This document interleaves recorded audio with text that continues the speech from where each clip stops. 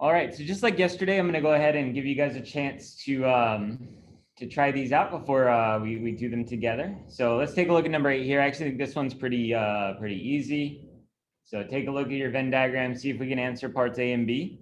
So part A, what represents the set that is the union of swamp and rainforest, and then what areas represent for part B the intersection of swamp and rainforest. All right, so see if you can find them. I'm just gonna be labeling these with the letters in there.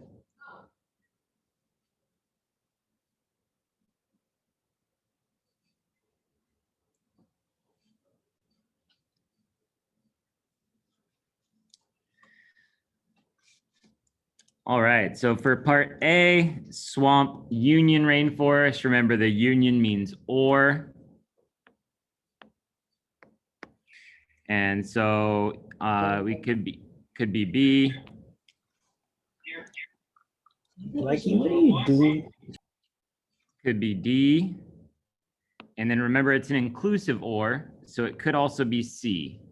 So BCD or BDC or however you want to order those does not matter. But those three zones would be either the swamp or the rainforest or both. Okay, and that's what we mean by union. All right, so then the intersection means and, so it has to be the swamp and the rainforest. And so that would just be letter C only. There's almost always less in the intersection, in the and, than there is in the union. The union usually has more, almost always.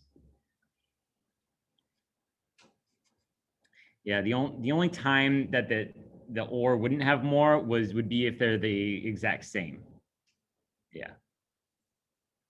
So the and couldn't be more, it could be tied.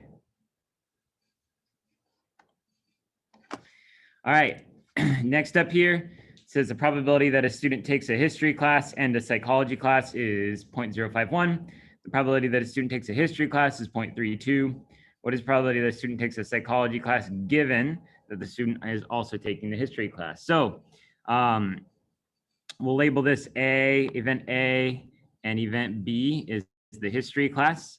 And so our formula for this is the probability of A given B equals the probability of A and B over the probability of B. Okay.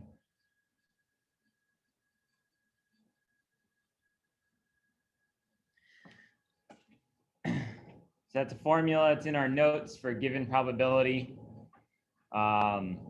And so whenever you see that word given, look back at that formula, grab it, use it. All right. So I'll pause for 30 seconds, let you guys calculate this, see if you can calculate it correctly.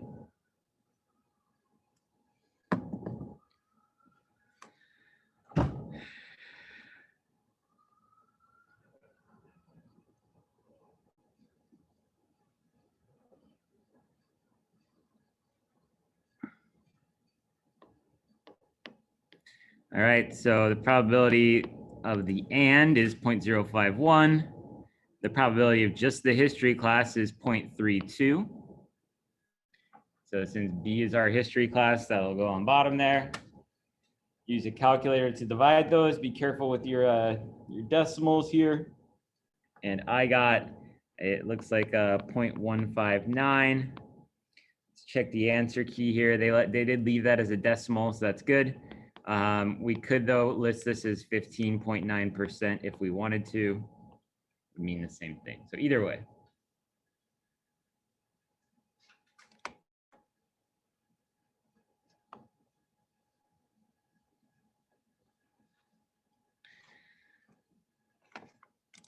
All right, next question. It says 2 6-sided number cubes are rolled. Fill in the chart with all the possible outcomes. So you shouldn't need me for this, so I'll go ahead and do it, but you could probably just do this on your own. So this is what we're getting with the 2 dice, the 2 number cubes.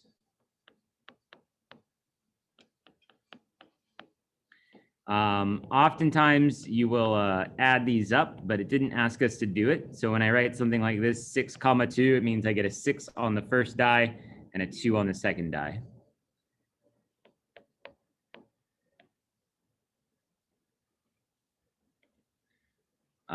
Oops, I did that one wrong. This one should be 3, 1. Oh no, it shouldn't. It should be 1, 3. And then this should be 2, 3. That's right. And remember, 2, 3 on these is different than 3, 2. So that's why we have both there. 4, 3, 5, 3, 6, 3, 4, 2, 4.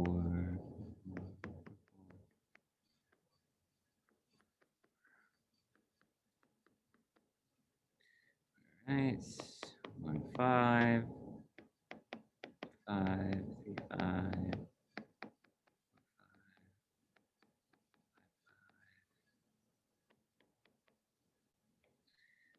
6, 2, 6, 3, 6, 4, 6, 5, 6. There we go. Got them all done.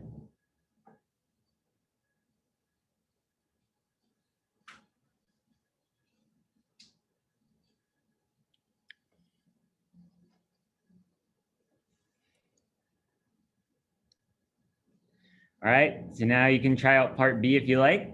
See if you can guess, or not guess, but state the probability that someone rolls a 1, 1.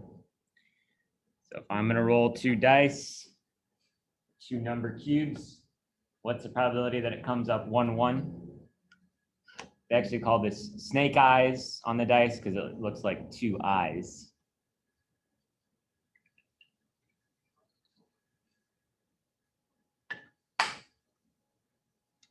I don't know why it's a snake though. All right, so if I was doing this, I would look at my whole chart. How many of these boxes are represented by 1, 1? Well, there's only one of them that is, correct? And then how many boxes are there total? Well, you could count them all, or you could see that it's a 6 by 6 kind of rectangle here. So that would be 36 total. So 1 out of 36. Looks like the answer key does keep that as a fraction, so we'll leave it as a fraction. We could just as easily, though, state that as a decimal or percentage. Remember, all 3 of those forms are acceptable: fraction, decimal, or percent. Also remember that all your answers for probability should be between 0 and 1, correct? So if you're getting an answer, and what happens often is you get an answer that's more than 1, that means you did something wrong. So it's got to be between 0 and 1. Or if you're doing percentages, it's between 0% and 100%.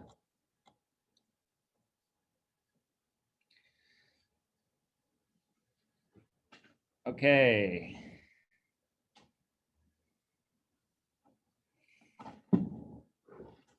So next one here, we have number 11. We have a two-way frequency table.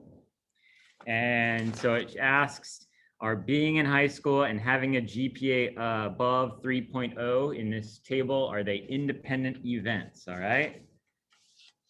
All right. So I'll give you guys a couple minutes here to look up in your notes how we determine if these are independent events and test it.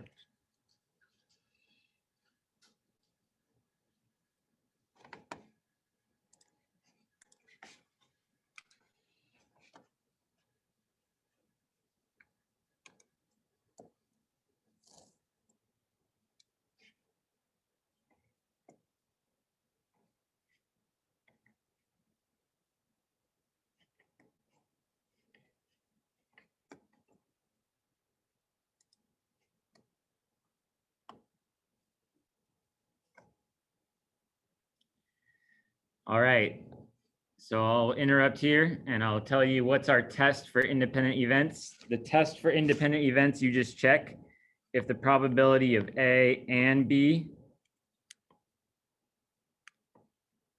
equals the probability of A times the probability of B. So you figure out probability of A and B, and then you figure out these probabilities and multiply them together. If that comes out equal, then they are independent events. If it comes out different, they are not independent events.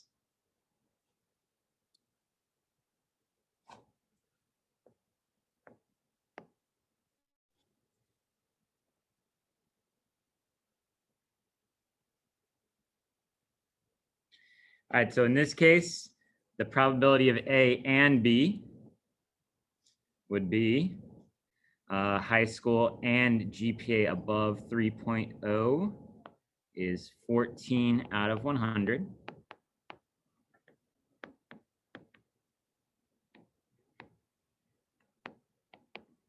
Which is pretty easy to see is 14% whenever you're out of 100. That's an easy calculation. So that would be 0.14 or 14%.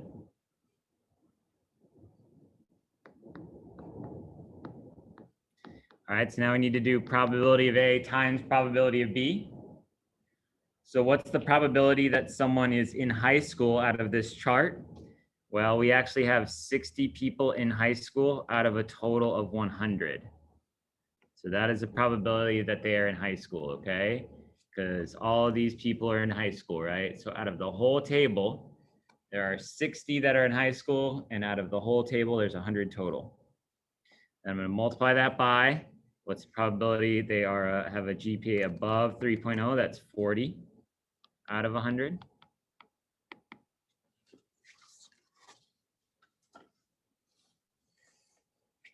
So 40 out of 100 times 60 out of 100 is actually 24%.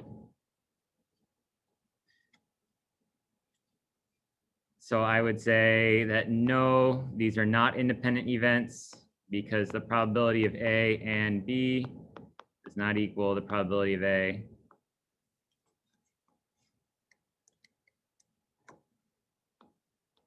times probability of B.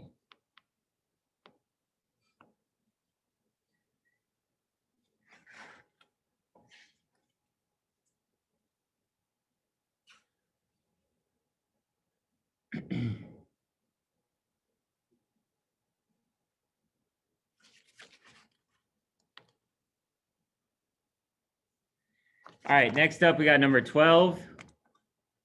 This one, I feel like you can kind of use logic if you like. I don't really think you necessarily need a formula here.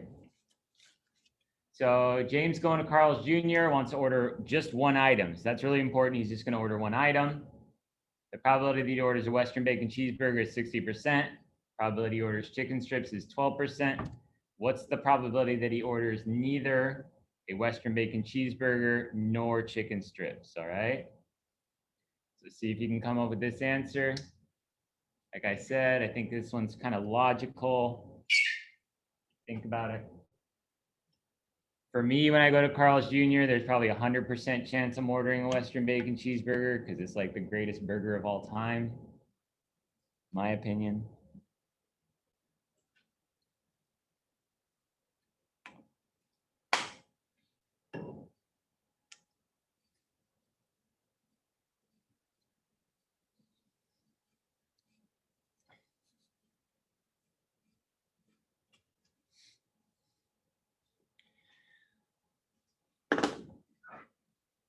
Might be the last time. All right.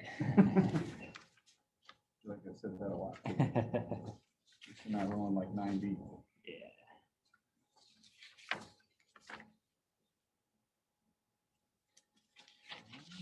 I got him. Thanks, sir. Cool.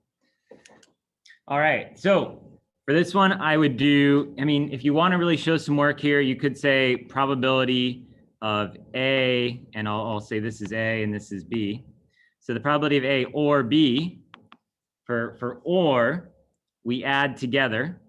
So it would be 0.6 plus 0.12, so that would be 0.72, right? Now, normally you would subtract out if there was like an and, but it said they're only ordering one item, so I can't get both of them, right?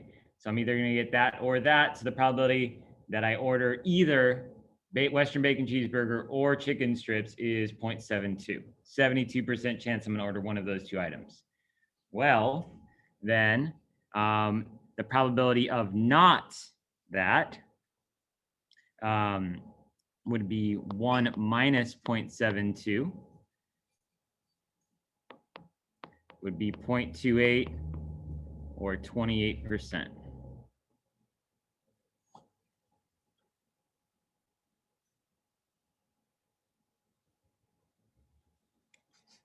So if you did not use the same method as me, if you kind of just thought about it logically and you got 28%, you did it right.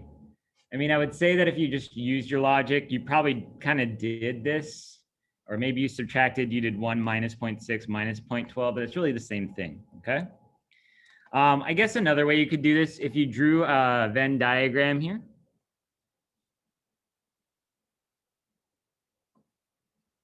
The Venn diagram would actually look like this. Because once again, there's no, because I'm saying this is the Western bacon.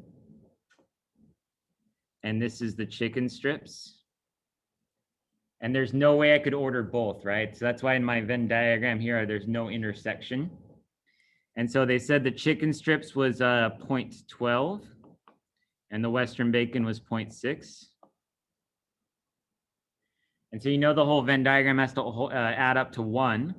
And so if you subtract 1 minus 0.6 minus 0.12, then that would give you a 0.28 out here, which is for kind of everything else, right?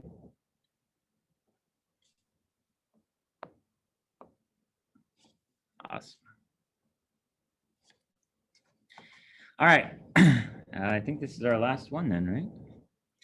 All right, cool. So on a baseball team, there are 14 hitters and 6 pitchers. For you baseball fans out there, I know they don't really call them hitters. Usually they call them position players, but I wanted to make this more approachable for everyone. Okay, so it says 3 of the hitters and 1 of the pitchers are left-handed. What is the probability that a randomly selected player is right-handed or a pitcher? Okay, right-handed or a pitcher. You could make a table for this. I think that's what I would do. I just kind of like to visualize stuff on a table here. So I would just do like hitters versus pitchers, and then the right-handed or left-handed.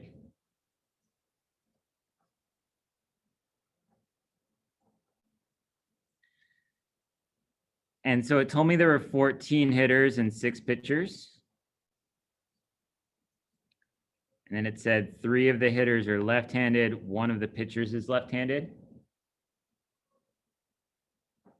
So then I can kind of do the math here. And so if I have 14 total hitters and 3 of them are left-handed, that means that 11 of them are right-handed. And that would mean that I have 5 right-handed pitchers because I have 1 left-handed, and I know it's got to add up to 6.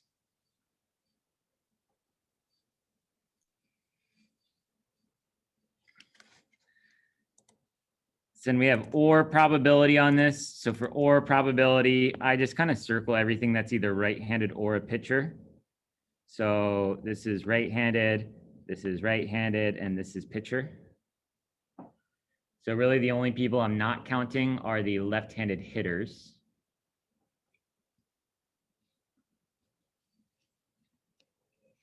So I have 17 people that are either right-handed or pitchers. And I have 20 total people. So 17 out of 20. Nice and easy. Cool. All right, so yeah, I definitely encourage you to save this. So our test, because our test, let me stop my recording here, hold up.